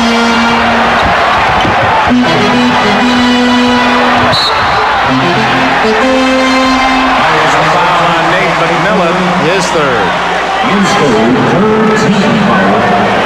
This is the thing about Seattle sometimes that I don't understand. The thing that got them the lead was, remember, the front court came back and started scoring in the third quarter. Well, they haven't gone inside since that run that they had to take the lead. Tom Chambers with a leader.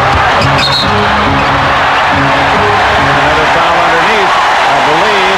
Nate McMillan again, his 4th. That's a 4th team foul too, so we got 9:31 to go. The next foul that Seattle creates, it's going to be going to the line for the Phoenix Suns. Phoenix has only 1 foul in the quarter. Stolen by Cage. This will be a solo for Kemp. He restrained himself. Makes it look so easy. 84 with 9 minutes plus to go here in Phoenix.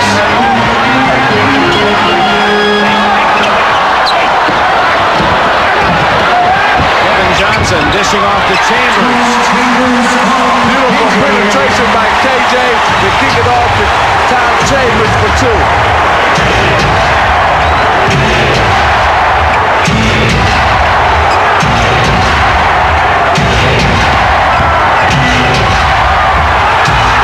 Using the left hand and draws the foul. Well, Kevin Johnson has been penetrating all game long, and he always, when you get penetration, you get a dish off for an easy 2. That's what kills defenses. That reaction from Danny Ainge, the veteran, is into it. Ainge at 34 in his 12th season in the league. He told us, he said, you bet I agree with Roy Campanello. I've got a lot of kid, a lot of boy inside me. I want to keep playing. I love what I do. It's going to just rip me up to have to leave this game. Well, because the passion for the game. He's a competitor. He knows what winning is all about, and I'll take him on my team any day because he's a winner and he's a competitor. 6-point game. Seattle is very much still in this game. If they can create some of them steals and turnovers, it'll be a different ball game. It's McMillan on Kevin Johnson. Tom Chambers, long range. 6 points for Chambers. See, Seattle is killing themselves. They're double teaming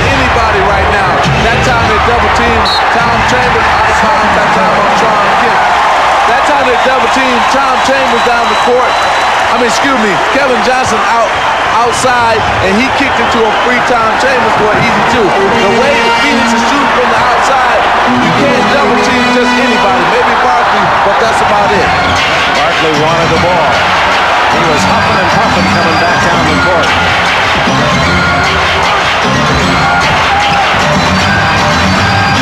Not too tired to make that one, though. 35 for Barkley. It's a 10-point Phoenix advantage. 7.5 minutes to go.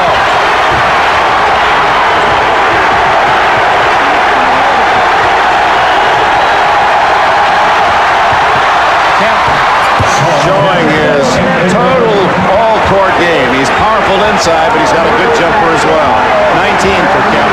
They just won't go away. Seattle just won't go away. They keep hanging around here. There's the double team again on Kevin Johnson. Chambers, the ball comes out to Marley.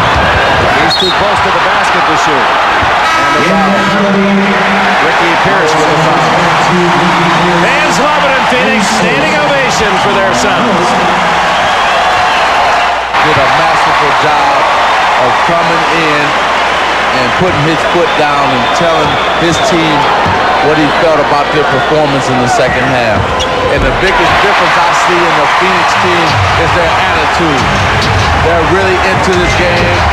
They're tough, they're intense, they're hustling. That's why they have this lead right now, because of their attitude. Marley's 31 points, the most he's scored this year. Kemp inside with a circus move. A double pump, clutch, and back up move against the glass. They just won't go away, Dick. They just keep coming back. Every time you think they're going to go away, here comes a big move, big play. You see him kick his leg out, double pump in midair. He has that kind of ability. What an athlete is Sean Kemp. Pride and joy of Elkhart, Indiana completes the three-point play. He's got 22 tonight. 98-91. 6.5 to go.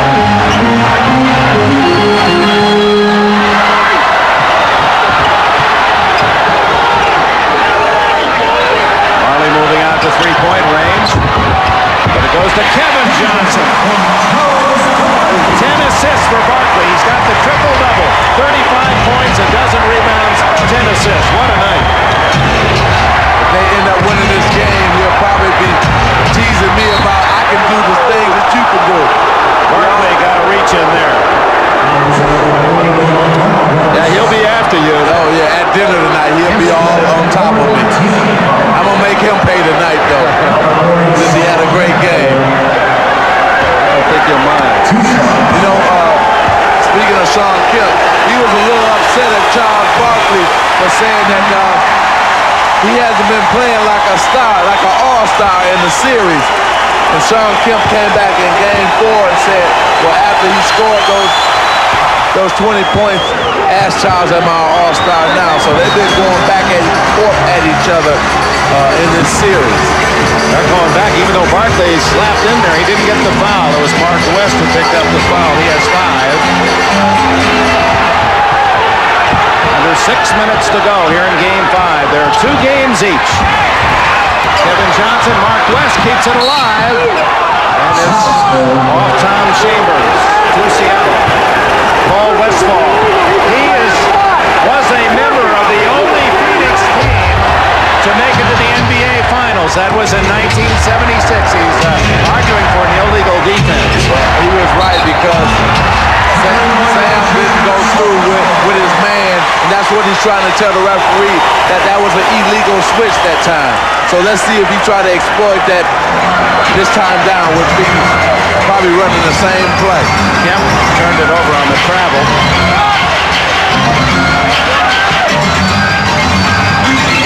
Phoenix out rebounding the Sonics. Chambers blocked by McKee. Well, for Seattle, for many of their players, Payton for one, this is the 99th game of the year, regular season and playoffs, so they'll go home for number 100 on Thursday night. Chambers just wouldn't go down. Kemp for the rebound. You need a hoop here. You got to slow it down and try to create a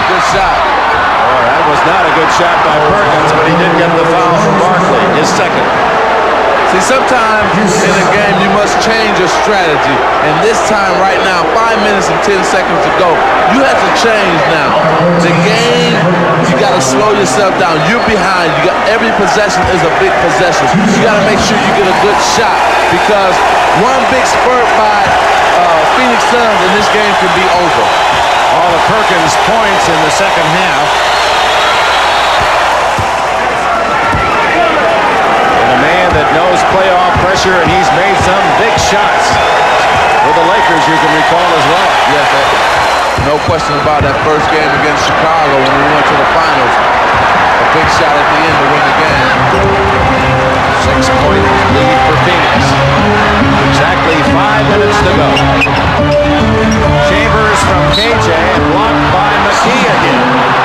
Every time that they come in and try to score inside on Seattle, their shot blockers come and contest every shot. Heat's team with 8 blocks in the game. 6 seconds for Marley. Barkley has 3. Short on that one. Rebound by Payton. Barkley defending in the backcourt. Perkins was thinking 3.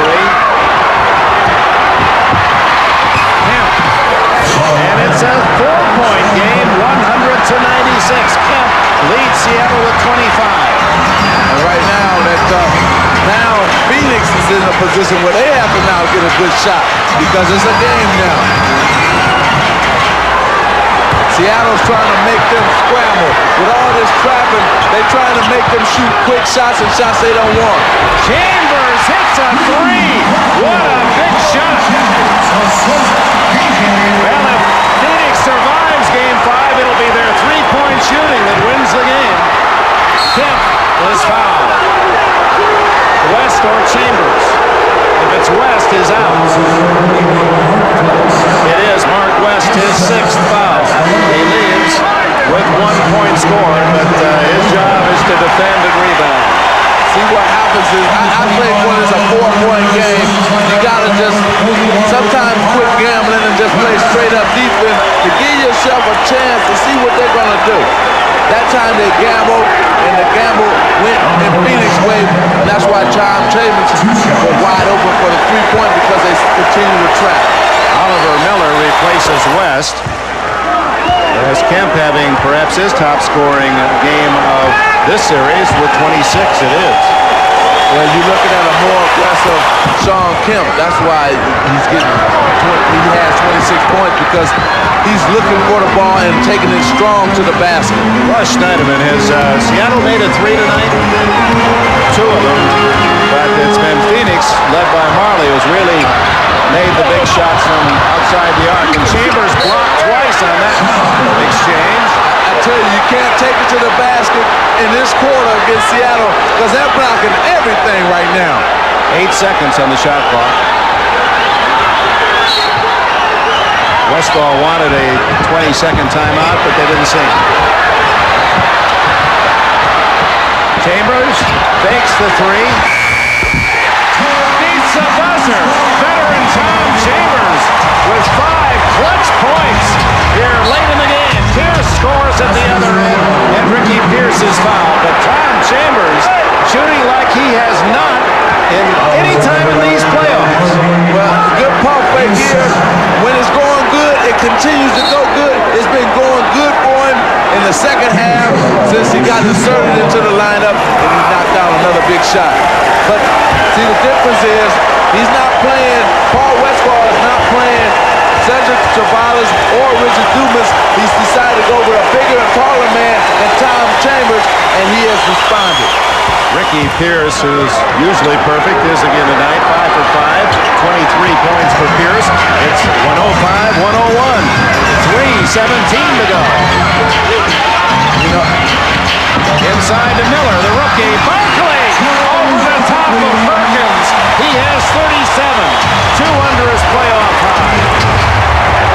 Wow, Perkins had position and everything on him. And 6 inches of height, and Barkley with a steal. He was shooting because he was fouled at midcourt, and he's so quick of mind, he thought he might get a shot and foul as well. Well, here he just comes right up over Sam Perkins and gets that rebound. George Karl out to argue. How could he have gotten that rebound without fouling? Time out. The 19-plus here at America West Arena includes Meadowlark Lemon, the great Harlem Globetrotter. Millions have watched him, and he's here watching with millions around the world this Game 5. I used to try to sneak into the Lansing Civic Center back in Michigan and watch them perform. For many years they delighted fans, and now the NBA has become so good that in a legitimate game they've put the Globetrotters out of business. It's tough to compete with the NBA. Any sport is tough to compete with the NBA.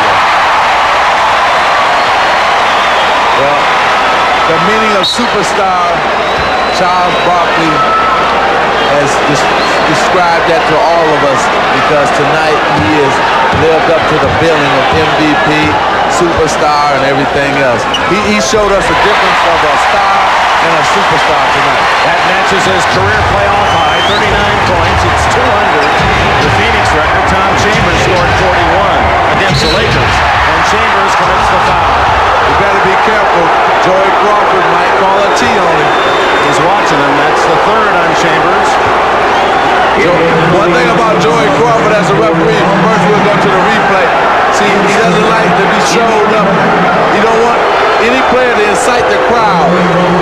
And he probably going to tell Tom Chambers that, don't incite this crowd or I'll call a T on him. Derek McKee, called Casper sometimes, ghostly because he disappears, and he's been quiet tonight. That's only his 9th point. Been tough on the defensive end. Yeah, he's been real tough on the defensive end, but I don't think he's gotten the opportunities he had in Game 4. Credit the Phoenix defense with double teaming him every time he touched the ball down low. He gets only 1 out of 2. Steve Jones said that George Karl wants his team to start trying some threes. Not Marley. He's too hot. Finally misses, and look who's there. Barkley, 41. Attention, attention, Chicago. Attention, Michael Jordan. And Ricky Pierce, listening to what Karl advised, hits the three-pointer. 26 for Pierce. And a 6-point game. So they're right in this game. Seattle's right here. 2:23 to go. 41 matches Chambers, Phoenix high. Kevin Johnson. Out of bounds to Phoenix. Well, we've been talking about it all night long. And here's the superstar. Here's the MVP doing his thing once again. Charles Barkley. I think Michael Jordan will get a phone call and say, hey, I almost got 54 too. Come on.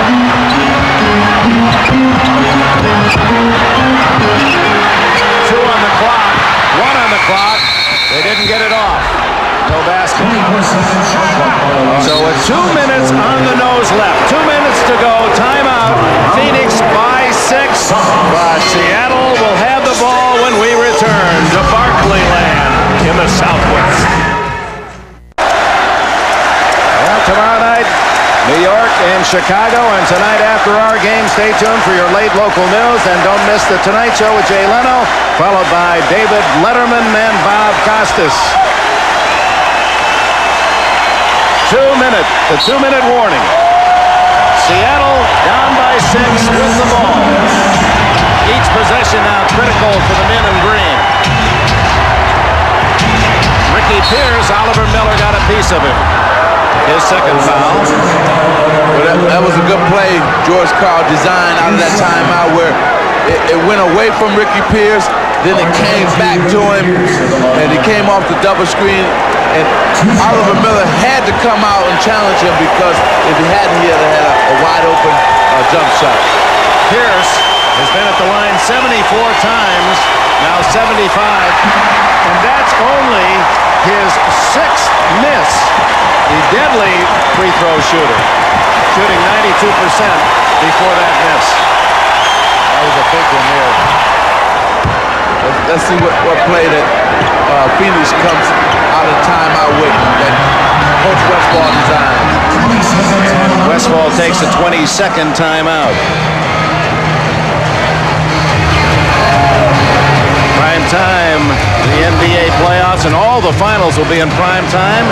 Bulls and Knicks Game 5, Phoenix, Seattle Game 6, and then on Friday night Game 6 of the New York-Chicago series back in Chicago, all starting at 9 Eastern, 6 o'clock here in the West on NBC as it comes down to the climax in 1993. We said Seattle has won it once in 1979.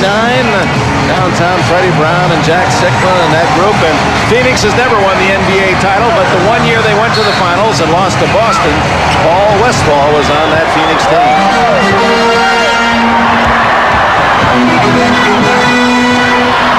Let's see if they run this play through Charles Barkley right here. Not time to foul as yet. 9-8 on the shot clock. Stolen by Perkins as they went to Miller. Well, they tried to go to a 1-4, and Kevin Johnson, boy, he could penetrate for 3. And Perkins, who has made more trays than any Sonic in this playoff year, rattled it out. That would have been big. It would have pulled Seattle to within a 2-point game. 1:10 to go. Now Seattle, if they just played straight up hard defense. Oh, Barkley stolen by Perkins and a foul on Marley that saved a certain basket. Good read that time by Sam Perkins. To know that Charles Barkley was double teaming, he fell down, he read the passing lane, got in between there and got that steal. 17 turnovers forced by Seattle. Here's another. The double team that time, Sam Perkins read it, came in between the ball and Dan Marley. He got the steal, got fouled. 1 minute and 2 seconds left, and Perkins with 8 points in the game. 111-107 as Danny Ainge, the veteran, played at BYU. He's nasty to have on you. He's the kind of player that's always sticking to you, and then at the other end can hit that big three-pointer. And he wants to, as he told us the other day, he wants to be in the game when it's the pressure time, and here it is, the pressure time. The final minute, a 3-point game. Miller left alone, knocked away, and picked off by Seattle. He should have took it to the basket out of the middle, and that's why the crowd is going crazy, because he didn't. 38 seconds left. Sean Kemp hits, and it's 111-110 with 34 seconds to go. No timeout by Paul Westphal. He must know his players well. Did not call a timeout here. Danny Ainge to Marley. Can he hit another?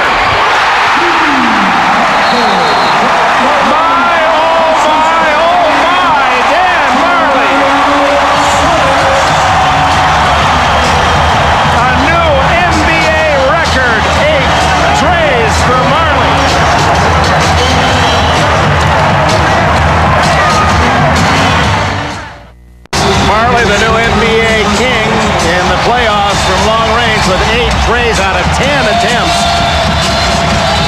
34 points, his playoff high. He has a restaurant just walking distance from this arena. I don't know what they're serving, but it comes in threes tonight. It has to. But, you know, Seattle does not need a 3. They can go for a quick 2 here. 22nd ball by Sam Perkins. Couldn't get the ball in.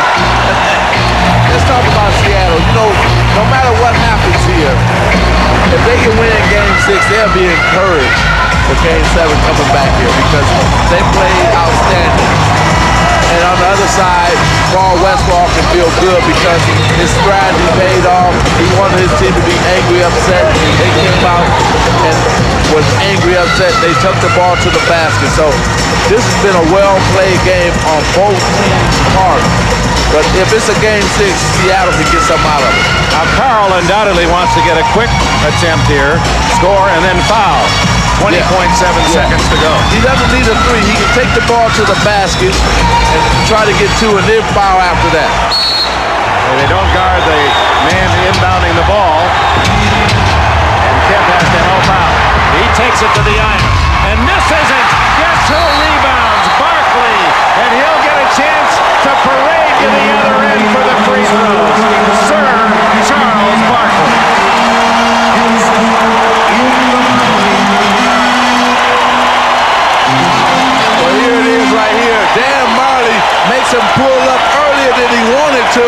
and that caused him to miss the shot.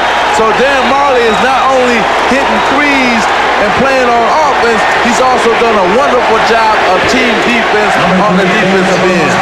Well, it's been a prime-time performance for the Marley-Barkley combination. And I know you're checking the numbers. There they are for Barkley. That's why he's the MVP. Yes, I mean, man. 10 for 10 from the line. What hasn't he done? He hasn't had a breather. He's played the full 48 minutes and played brilliantly. You know what he hasn't done? He hasn't let the referees take him out of his game. He hasn't talked to them all game long. He's just played basketball tonight.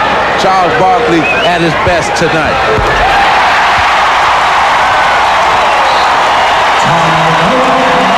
116-110, and just desperation time for Seattle. A timeout. They need a couple of trays in 15 seconds to tie it. 116-110 Phoenix. Timeout. All West Falls Phoenix Suns showed the league all season long. They were big-time offensive, and they shot more threes and made more. There's Marley's Restaurant from our helicopter, a live shot. Do they serve food on trays at that restaurant? I suppose so. There's the arena. It's just a couple of long Marley shots away, isn't it? Well, I tell you, everybody in this arena will probably be trying to run over to Dan Marley's Restaurant just to shake his hand and tell him what a great game he played. At least one Michigan guy out of the three of us had a great game tonight.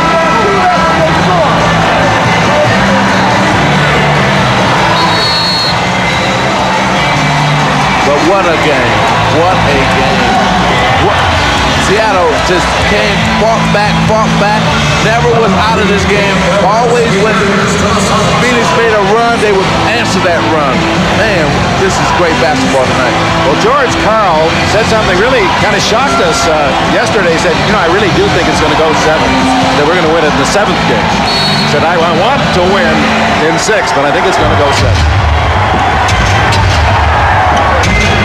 Payton inside to Kemp for a 4-point game. Somebody's got a foul and letting the clock run down. And Frank Johnson is fouled by Dana Barros. Barros in there for that reason and because he's an outstanding 3-point shooter.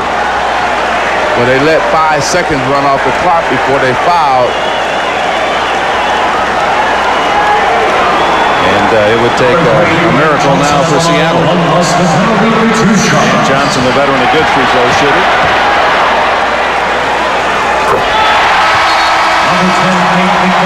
Charles Barkley has said the most valuable player on earth, great. The Olympic experience, marvelous. But this dream year for him won't really be complete unless he can win an NBA championship. And a victory tonight will put him 1 win from the finals. Well, what he told me, he's always said, I want what you and Michael have. I don't have that. I want that. And that's a championship ring. He's certainly doing his part. They give Kemp the solo. 4.4 seconds. It's 118-114. And Kemp with his biggest night of the playoffs, 31 points. But apparently in defeat. Well, this is nice right here. I don't know if who Nigel is coming in for, but if it's Charles Barkley, it's a chance for this crowd to give him a standing ovation. And also I see Gerard is coming in also, so maybe he can give Dan Marley a great ovation. This crowd should give both of these players a great ovation. He's played 47 minutes and 58 seconds. And Barkley will get this curtain call.